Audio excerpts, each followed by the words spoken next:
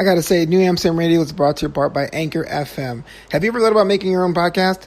You see, when I was trying to get this podcast off the ground, I had a lot of questions. How do I record an episode? How do I get my show into all the apps people like to listen? How do I make money from my podcast? And most importantly, I don't want to deal with cables and wires and all those things. You see, the answer to every single one of these questions is pretty simple.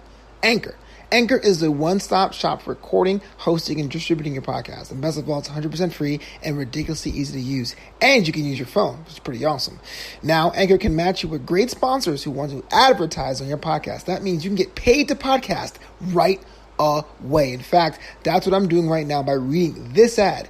So if you ever wanted to start a podcast and make money doing it, go to anchor.fm/start. That's anchor.fm/start to join me and the diverse community of podcasters already using Anchor. That's anchor.fm/start. I can't wait to hear your podcast.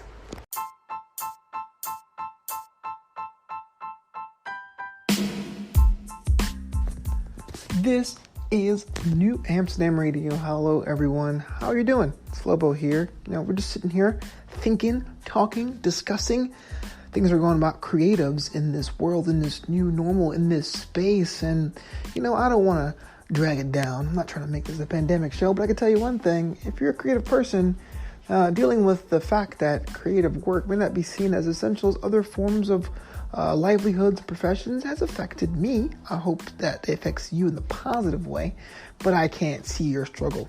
Of course, you can follow me over on the internet, wherever. I'll plug myself real quick off the top of the episode. Flopito.com is the website. If you want to support me during these times and endeavors, you can buy a t-shirt at flopito.threadless.com. And the Patreon is up now. It's going. It's great. It's awesome. It's fantastic. Patreon.com/FloboBoys. New content is happening all over the place. Last week's episode with James Lott was actually one of my favorites because he was definitely someone that reignited the fire. Even after my interview with him, he was telling me how he has an idea for an even more unique podcast than the ones he already offers. And that guy does not stop. But I really want to talk to you, because that was the jumping off point about today's topic, about niches. Now, we talked about niches before. It's always good to have a little lane, some place where, you can drill down and become an expert in your field. In marketing, they call it thought leadership, right? You don't want to market your products by saying, hey, I got things on sale. And it's kind of ironic that I start out the show saying I have things on sale. But rather, you want to be able to have an opinion or a way of looking at a life perspective to make people go, you know what? This person or thing or organization knows what he, she, they, it are talking about.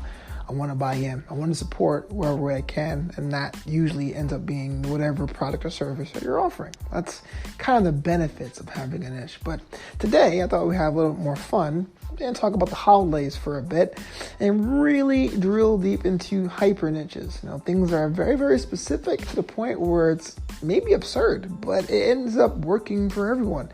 And I feel like I can do a better job with that, give my own niche or a super niche or a hyper niche if need be. So I'm working that journey with you today. And stick around and we'll get right to it.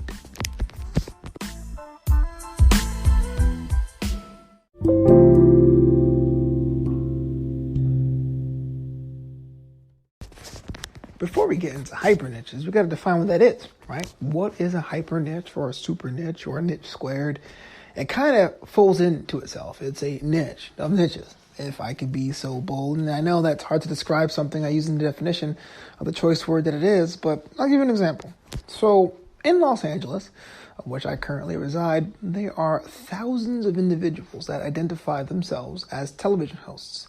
And I say identify because on a lot of hands, it's a career path for a lot of people, but there's a lot of us that are, I won't say aspiring, I would say choose to walk down that path, even though that path has not borne fruit quite yet. People who host things for free, people who host things in their basement or run their own outlets and networks. So basically, it's a career, it's a craft, but it hasn't really provided a livelihood. Not saying everything has to be about money, but a lot of times we think of professionals as someone that earns some kind of compensation, whether it is money or prestige or something in between, by doing the things that they love or doing the things they're focused on.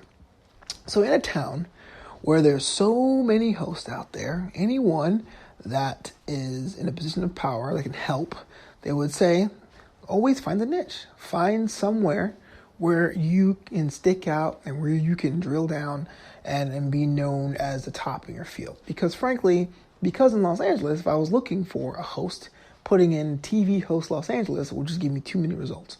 So I would say, no, okay, I want a host that has experience with, I don't know, video games. And a true host would tell you that a host can pretty much host anything, but that doesn't matter. An example I tend to use a lot is with the time I worked with American Idol. When I was on American Idol, I was on a digital team, and the 100 or so contestants that meets the judges, and they get to quote unquote go to Hollywood, they sit down and they have an interview with the producers, and they always ask them the same couple of questions. Growing up, what's your influences? What do you look to achieve on the show? Why do you think you are the next American Idol? And people say, well, I like to be considered the next American Idol because I can sing anything. And that's always the wrong answer, because true singers can sing anything. Adele can sing a phone book, but when you're in the store, whether it's physical or digital, and you want to know where Adele is, she's usually categorized by a genre of music. Whether or not she decides to have a funky dip into another genre is up to her. So that's a classic niche, right?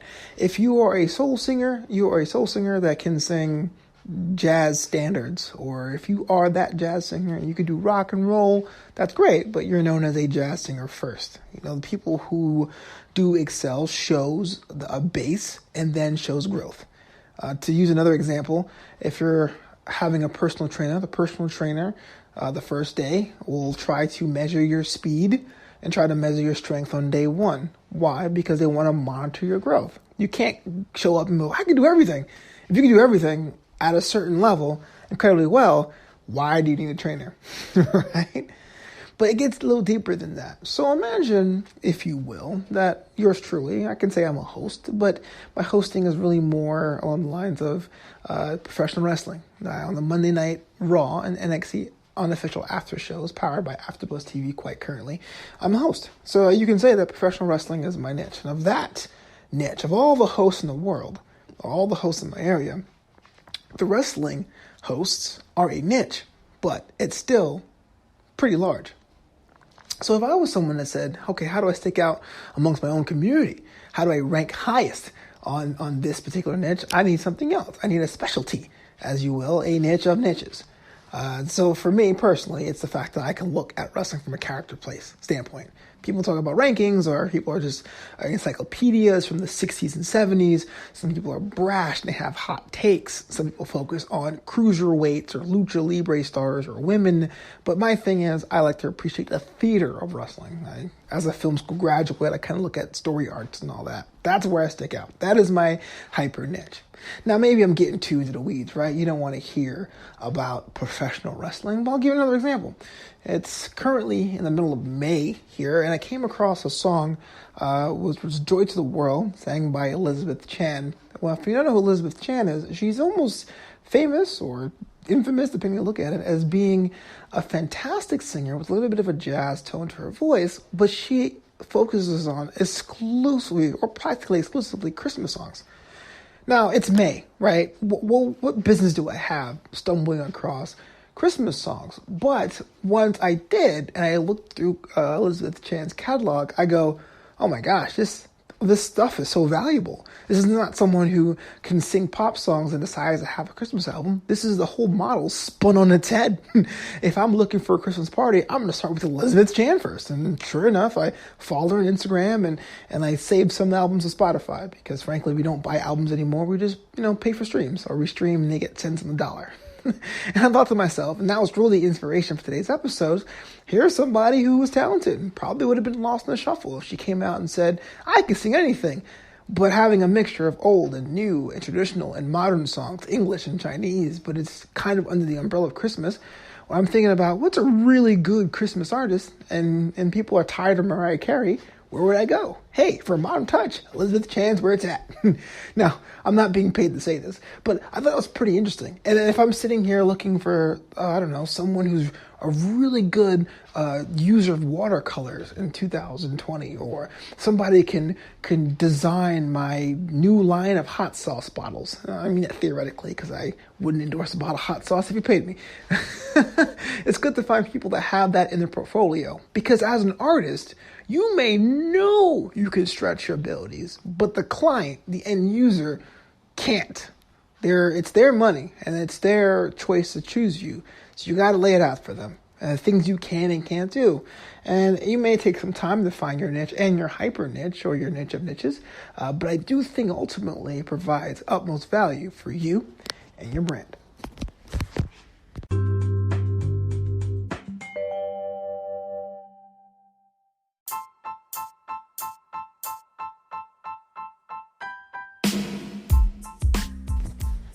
So tell me, what niche are you thinking about for your endeavor? What hyper niche are you thinking about as well? And it's okay not to have the answer today, or even next week, or even next year.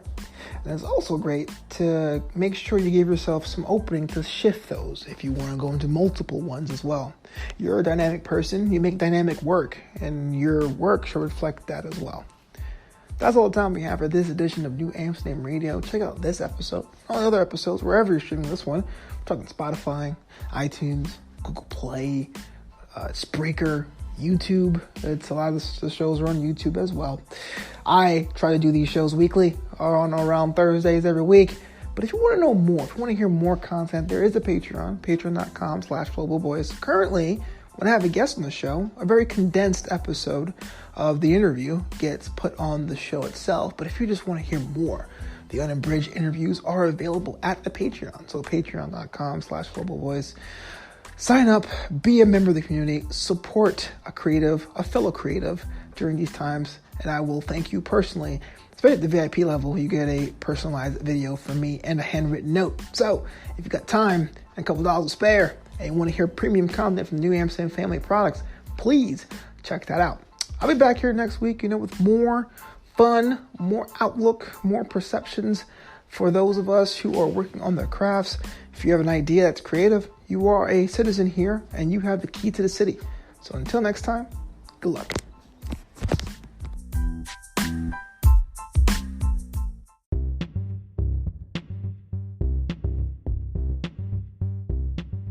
Hey there, citizens. Flobo here. Besides being a DJ or MC and an all-around nice guy, I am a stand-up comedian first and foremost. In fact, my album, American for Now, is available wherever you get your music. We're talking Apple Music, we're talking iTunes, we're talking Spotify. American for Now is just a crazy take about one person's first-generation experience being in this country when it comes to taking your mom out to Memphis or serving jury duty and much, much more. The album was called American for Now, and it's by me, Flobo Boys. Comedy unfiltered.